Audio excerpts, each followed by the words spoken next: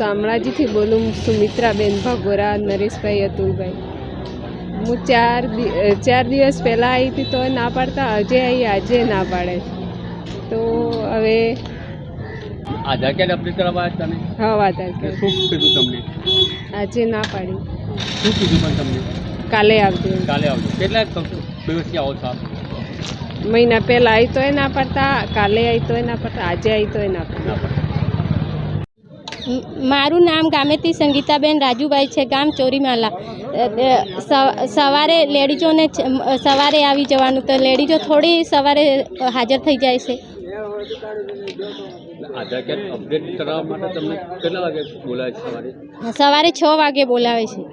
તો